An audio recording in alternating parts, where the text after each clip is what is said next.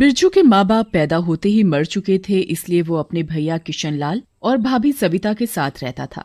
अच्छी पढ़ाई करने के लिए वो शहर में पढ़ाई करने चला जाता है। बिरजू के साथ में पढ़ने वाली लड़की मंजू से उसे प्यार हो जाता है और वो उससे शादी करके गाँव ले आता है। बिरजू, हमने शादी तो कर ली है, पर क्या तुम्हारे भैया भाभी इस शादी को मानेंगे और मुझे अपनाएंगे? मंजू, तुम चिंता क्यों कर रही हो? मेरे भैया भाभी बहुत अच्छे हैं और तो और मुझे अपने बेटी की तरह प्यार करते हैं। वो तो घर जाकर ही पता चलेगा। बिरजू और मंजू गांव आ जाते हैं और अपने घर का दरवाजा खटखटाते हैं। कौन है भाई? अभी आती हूँ, रुको जरा, दरवाजा तोड़ोगे क्या? सविता दरवाजा खोलती है तो देखती है कि बाहर बिरजू और उसके साथ एक लड़की खड़ी होती है। सविता बिरजू को देखते ही चौंक जाती है। अरे बिरजू, तुम अचानक कैसे आए? ना कोई पत्री न तार। अगर तुम बता देते कि तुम आ रहे हो तो तुम्हारे भैया तुम्हें स्टेशन लेने आ जाते। बस बस भाभी, सारी बातें यही कर लोगी क्या? अंदर आने को नहीं कहोगी? सफर में हम दोनों बहुत थक गए हैं। अरे हाँ बिरजू, हम तो बोले ही जा रहे हैं बस। ये तो पूछा ही नहीं कि ये लड़की कौन है तुम्हारे साथ। भाभी, हमने शहर में शादी कर ली है और ये लड़की मंजू हमारी पत्नी है। क्या तुमने शादी कर ली है अपने भैया भाभी के बिना? तभी मंजू बोल पड़ती है। वो भाभी, शहर में कुछ हालात ही ऐसे हो गए थे कि हमें शादी वहीं करनी पड़ी और यहाँ आपका आशीर्वाद लेने चले आए। सविता दिल की बहुत अच्छी थी, इसीलिए दोनों की शादी सुनकर बहुत खुश हो जाती है और अंदर से किशनलाल को बुलाती है। अजी सुनते हो जरा, बाहर तो आओ जरा, देखो तो अपना बिरजू आया है। किशनलाल जल्दी से बाहर आ जाता है और खुशी से बिरजू को गले लगा लेता है। बिरजू, मेरे भाई, तू आ गया। तुझे देखकर मैं बहुत खुश हो गया। तभी सविता बोल पड़ती है। अजी, अपने बिरजू ने शहर में शादी कर ली और ये लड़की मंजू इसकी पत्नी है। अच्छा बिरजू, तू खुश है तो मैं भी बहुत खुश हूँ। अब तुम दोनों ऐसे ही खड़े रहोगे क्या? हम दोनों का आशीर्वाद भी तो लो। बिरजू और मंजू भैया भाभी के पैर छूकर उनका आशीर्वाद लेते हैं। चलो अब दोनों अंदर चलकर आराम कर लो। थोड़ी दिनों में सभी गांव वालों को भी पता चल जाता है कि बिरजू किशनलाल का भाई शहर की लड़की से शादी करके आया है। गांव वालों को ये बात बिल्कुल अच्छी नहीं लगती। अरे बहन, सुना तुमने? बिरजू ने शहर में शादी कर ली है। सविता और किशनलाल ने उन दोनों को अपना भी लिया और घर में भी घुसा लिया।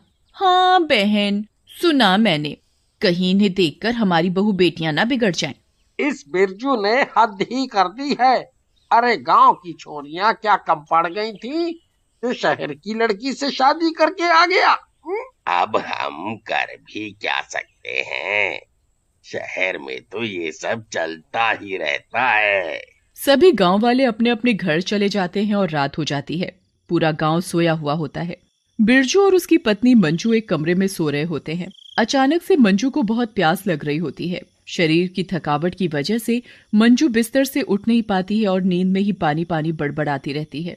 पानी पानी, बहुत प्यास लगी है, कोई पानी पिला दो मुझे, पानी चाहिए मुझे, मेरा गला सूख रहा है, पानी पानी। मंजू इतनी गहरी नींद में सो रही होती है कि पानी पीने के लिए भी उठ नहीं पाती।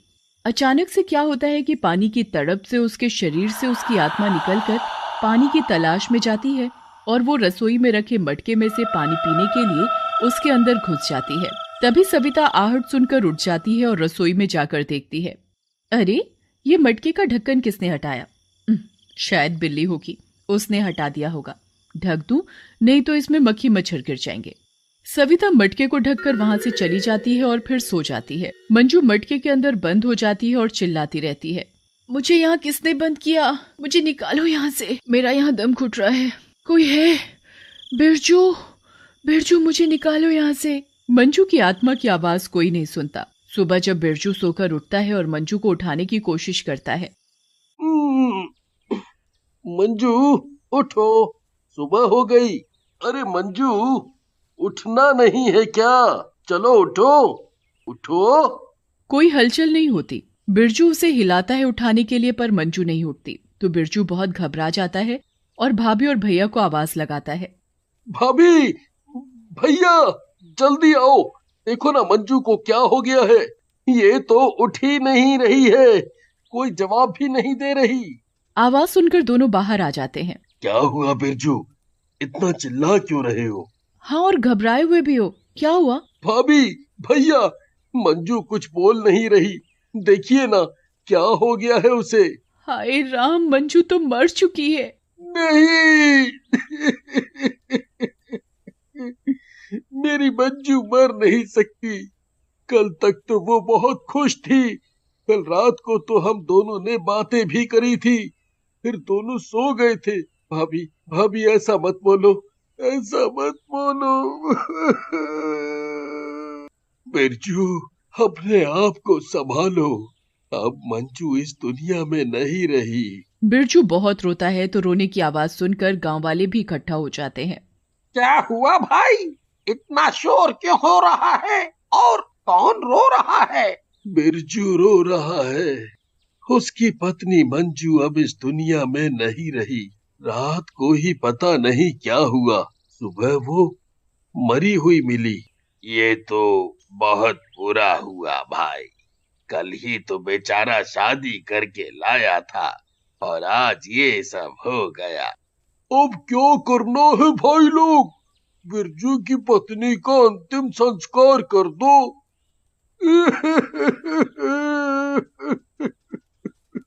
नहीं नहीं, मैं अपनी मंजू को किसी को नहीं दूंगा। ये सो रही है, अभी उठ जाएगी और बोलेगी, बिरजू, बिरजू। बिरजू, अपने आप को संभालो। अब मंजू इस दुनिया में नहीं रही, अब उसका अंतिम संस्कार करने दो। फिर गांव के 4 लोग आकर मंजू को ले जाकर उसका अंतिम संस्कार कर देते हैं। बिरजू बहुत रोता है और किशनलाल और सविता उसे तसल्ली देने में लग जाते हैं। बिरजू, बिरजू, बिरजू। कौन कौन? मंजू, मंजू, ये तुम हो क्या? मंजू, तुम कहाँ हो? मुझे पता था तुम्हें कुछ नहीं होगा। तुम ठीक हो? मंजू, मंजू। तभी भाभी आ जाती है। कोई नहीं है यहाँ बिरजू, तुम्हारा वहम है ये। तुम्हें उसकी बहुत याद आ रही है ना, इसीलिए तुम्हें उसकी आवाजें सुनाई दे रही हैं। चलो बिरजू, आज तुम मेरे पास सो जाओ। बिरजू किशनलाल के पास सो जाता है और बिरजू के कमरे में भाभी सो जाती है। सोने के बाद तभी आवाज आती है, बचाओ, मुझे बचाओ, बिरजू, बिरजू। ये आवाज तो आ रही है, मुझे भी सुनाई दे रही है। कुछ तो गड़बड़ है। कल तांत्रिक बाबा को बुलाती हूँ। सुबह होते ही सविता तांत्रिक बाबा को बुला लेती है। बाबा हाथ में नींबू लेकर एक मंत्र बोलता है और सारे घर में घूमता है।